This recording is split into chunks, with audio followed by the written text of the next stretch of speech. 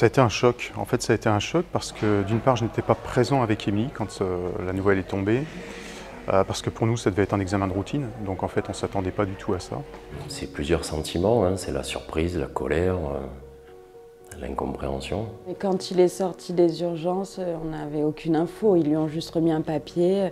Il était 3 h du matin. Bon, ben, vous avez une tumeur au cerveau de 4 sur 6 cm. Rentrez chez vous, quoi. Ça choque énormément parce que ça fait très peur. Et puis ensuite, de toute façon, on n'a pas le temps d'écouter vraiment et de s'emparer de ce genre d'alerte puisqu'il fallait qu'on y aille. Nous, on avait un combat à mener là. On ne savait pas à quoi s'attendre. Je savais que ça allait être un combat. Alors, c'était pas le même combat. Hein. Je savais qu'Émilie aurait un combat à mener contre la maladie et moi, il fallait que je l'accompagne. Et en fait, ça soulevait plein de questions. En fait. Oui, la phase d'acceptation, elle a été pas facile. C'était pas facile. C'est vrai que sur le moment, je me suis même pas posé la question. Pour moi, ça pouvait pas être grave en fait. Ça n'arrive qu'aux autres. Pas une seconde, je me suis posé la question du ce sera grave. Voilà. On n'a aucune maîtrise sur la maladie, aucune maîtrise sur la répercussion, sur ce qui peut s'en suivre. Donc il faut savoir parfois lâcher prise, et ça justement j'ai eu un peu de mal quand même. Il y a des moments où on est très vaillant, il y a des moments où on se dit ça va aller, je vais m'en sortir, et il y a des moments où on sombre un peu. On est un peu triste, ça va pas, autour de nous ça va moins bien. Moi j'étais accompagnée par le système médical qui me tenait à bout de bras, donc j'étais pas, on va dire, laissée. Et par contre, un aidant, qu'est-ce qu'il peut faire? Et à chaque fois il me dit mais qu'est-ce que je peux faire? Je pense que l'aidant, il doit être un peu un moteur, mais à la fois respecter aussi que c'est une grosse épreuve qui se passe. Donc on doit être un moteur, mais à la fois aussi être rassurant et surtout très compréhensif, quoi. Je ne savais pas si je faisais les bonnes choses, si ça allait s'arrêter, et du coup là il y a un sentiment d'impuissance qui se pose en fait. D'être aidant, c'est ce que je disais. Parfois, ça peut presque être, j'ai bien dit presque, être plus dur qu'être malade, parce qu'on est complètement impuissant, qu'on puise, mais alors vraiment, toute notre force pour aider la personne qu'on aime. On avançait au jour le jour, ça a été vraiment notre base pour accepter le truc, quoi. En fait, on se disait, ok, là, le prochain truc important, c'est l'opération. Donc maintenant, on se focus sur l'opération.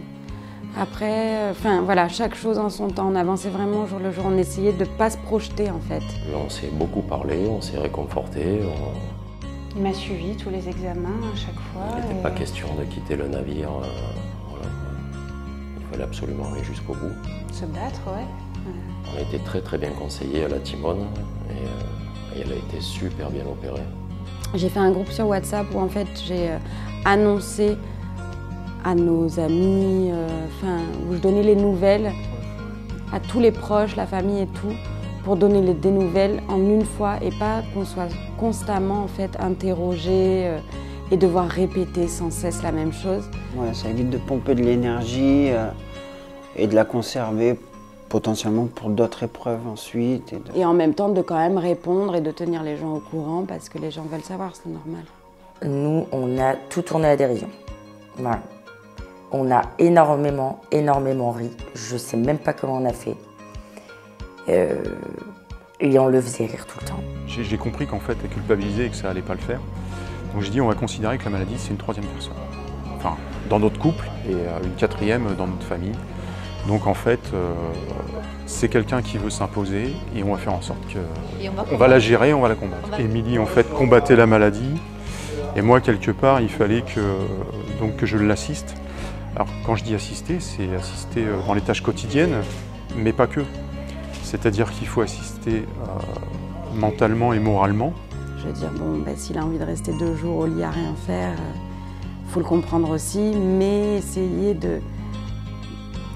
essayer que ça ne se passe pas, quoi. Ce qui nous a poussé, je pense que c'était vraiment cet amour inconditionnel, que ce soit l'amour de son frère, l'amour de ses parents ou l'amour que j'avais pour lui, que j'ai toujours de toute façon, c'est ce qui nous a vraiment porté. Bien entendu, il y a l'amour, effectivement, qui fait que ça tient. Mais il y a un moment, effectivement, aussi, il ne faut pas se leurrer, où c'est tellement compliqué que je comprends que ça puisse faire exploser un couple et une famille. Hein, là, et j'imagine que ça doit se produire. De rester soudé, c'est le plus important. Alors, évidemment que ça ne règle pas la maladie. Ça peut être de plus en plus grave, ça peut être fatal, ça peut être... Mais de rester soudé. Il faut vraiment faire sentir à la personne qu'on est là et qu'on restera là tout le temps. Il n'y a aucun doute. Quand on est fatigué, quand on en a marre, parce que c'est usant, il faut le dire. Il faut s'entourer des bonnes personnes, toujours. Il faut parler. À mon sens, et faire du sport. Alors ça vraiment, c'est un grand conseil. Faire du sport, ça permet d'évacuer quand même beaucoup et d'avoir une gestion des émotions un peu plus saine. Au bout de 2 ans et demi à peu près, j'ai pris la décision effectivement de me faire accompagner par un psychologue. Et je pense qu'en fait c'est une très bonne solution, si ce n'est que j'aurais dû le faire avant. J'ai appris voilà, à dire là j'ai besoin d'aide. Viens, reste avec moi, passe quelques heures, de laisser le petit, chose que je ne faisais vraiment pas avant. C'est-à-dire que je suis toujours à croire que je peux arriver toute seule à foncer. Alors on a des amis, on a une voisine qui nous a beaucoup aidés. Moi j'avais tendance à beaucoup parler avec le docteur Barrier parce que dans ma construction de jeune femme j'en avais besoin. Je pouvais tomber de 15 étages mais pas de 30 parce que je pense que je ne me serais pas relevée comme je me suis relevée aujourd'hui.